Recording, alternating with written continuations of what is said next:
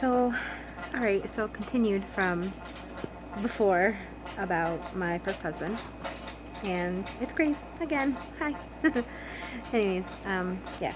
So, we were talking about the backhoe, how he would use that, and,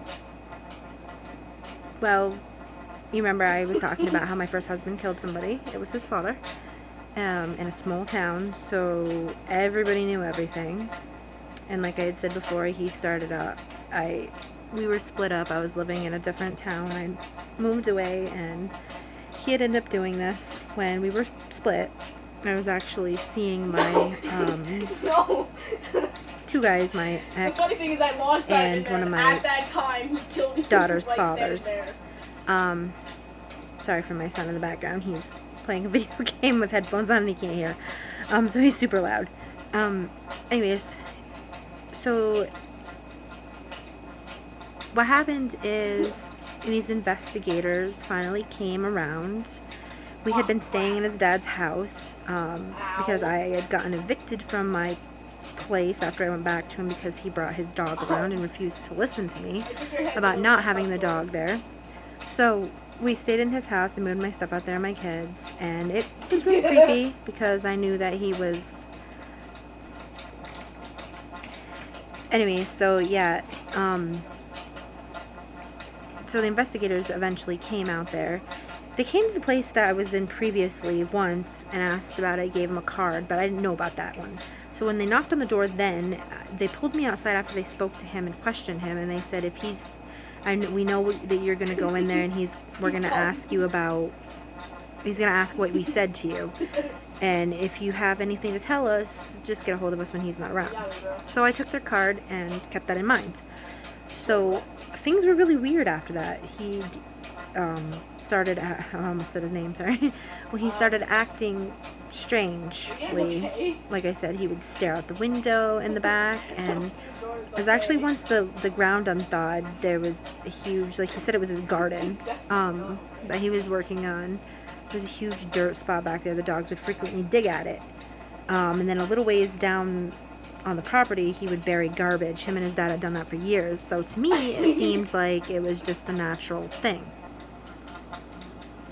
Anyways, so yeah. So they started coming around and questioning me. I actually, he was cruel to one of my babies one night, and he was putting his pants on, so he tried to choke me and caused me to not breathe. He did get arrested for obstruction of breathing. So anyways, I called up my brother's girlfriend at the time. She came over at 2 in the morning, picked up me and my children. I went to my brother's house and stayed there and decided, I can't say that word, decided whether or not to go to the police or not, and report the strange activity that I had discovered, and the abuse. So I eventually did decide to go do that, and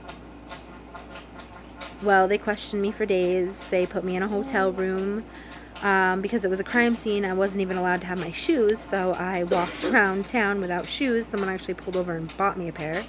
All my kids' diapers, everything, so I struggled because of it. I still am scared to this day whether he's gonna come and find me because I, well, tattled, I guess, on him. I believe I did the right thing, but I live in fear every day. I don't talk to many people about it. It's something that hits home a lot. And if you read in the local newspaper about it, I don't want to say too much about where I live because I know there's some strange people out there. So anyways, so in the paper it stated that him and his dad were in an altercation over a video game. It was Grand Theft Auto. I know that from details I was told. And I guess his dad had a history of molesting him. He didn't tell anybody. That's what was said. Whether it's true or not is here nor there. I wasn't there. I don't know. What I witnessed between him and his dad, I never seen my kids in the background. Hi, Luna. So anyways, I never seen the abuse part. It always seemed like he gave him everything. Dale didn't work. He just enabled him a lot with money. And it seemed like because his mom was kind of a drunk and not in their life the way she should be, so his dad kind of had custody. So it seemed like when they were adults, he would do wood and get money from his dad. So anyways, that's what my opinion is.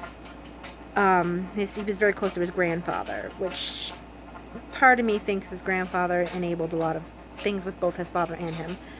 So what happened is when I reported it, they had me draw him out of the house by telling him that I still loved him and wanted to be with him, and that I'm sorry, I have to sit up. How is him killing me as a knife? My back's killing me. So anyways, they had me draw him out of his house, telling him this stuff so they could arrest him because they didn't have probable cause or whatever you call it to go onto the premises because it wasn't their property. So they did that and they arrested him, and I did continue to go see him at the jail for a while. He was my husband and I loved him, so it was hard to believe that he would do something of that extent because you think you know somebody and you really don't. So anyways, when this was all happening and all the investigation, what happened is his dad was really into drugs.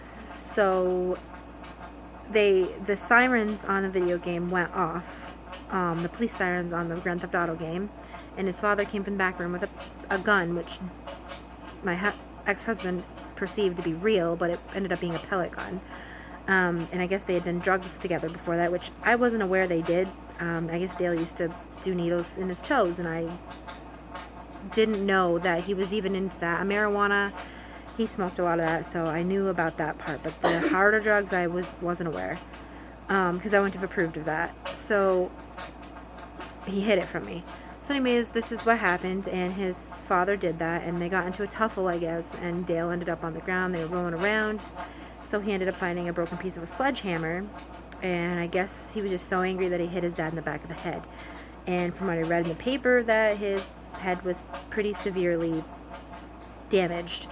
That they said that the autopsy said the first blow killed him. So he had to have hit him pretty hard. And if anyone knew him the way I did, it didn't seem like it was possible for him to commit a crime in that extent. So anyways, he ended up putting his dad in the basement and built a homemade coffin for him and bought foam and sprayed it on the inside to keep the smell from coming out. And when the ground unthawed, which I told you about before, where I was living in a different town and I had surgery, my mother was with me that night actually, because he ended up going home saying he was gonna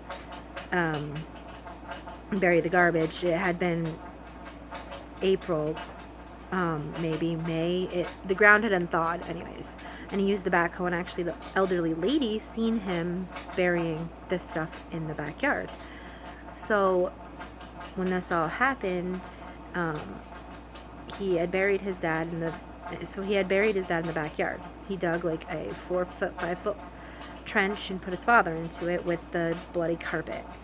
And then he proceeded to rake it up and make it look like a garden.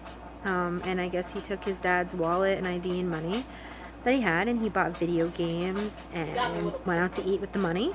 How much health do you have, Jordan? And that's when I said that he kind of tried to live.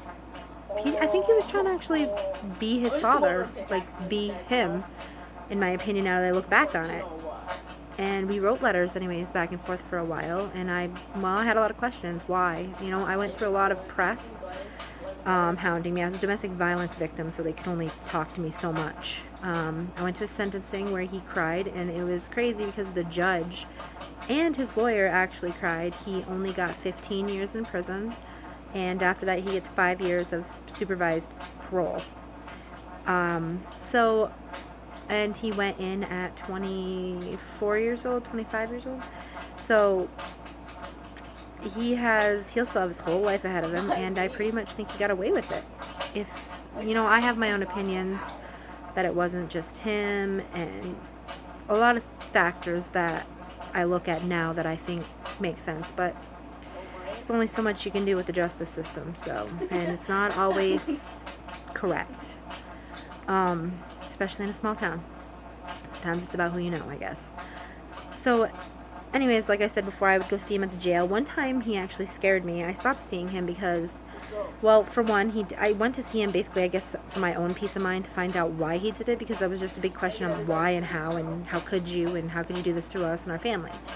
So one day he was joking about conjugal visits. I guess you get those in prison when you're married. And said, he laughed sadistically and said, "It's not like I'm going to kill you." So that right there, and that in between the fact that he's told me about his father's autopsy came in and that his father only weighed 135 pounds. That my dad always wanted to lose weight. Now he's only 135, and he thought it was a joke. So that right there made me think he had some real big issues. So, and he even wrote to me some letters that make me believe that he definitely played the system. I'm going to say it like that because I don't want to say so much that it, affects me and my children. So, to this day, video games bother me, and I actually have a current boyfriend that is very into video games, or fiance, I guess, and sometimes it triggers a lot, and I don't think he quite understands that, but I got ridiculed on Facebook and horror stories. To this day, people say things to me and about me. I remember I was in the hotel the day that I found it showed on TV that they found human remains in the backyard, and I cried and cried and cried. And I begged my mother to be there for me, and I literally had to beg my family. I was alone when I found out, and I was alone in a lot of it. And I did meet a friend that helped me through it. That ended up being my second husband, actually. That's for another story. But he was one of my best friends, actually. And he always was there for me through it. There was an interview conducted about him being molested and the system missing signs, telltale signs in children. And I did the interview as well because I thought I wanted to try to help women that are too scared to come forward.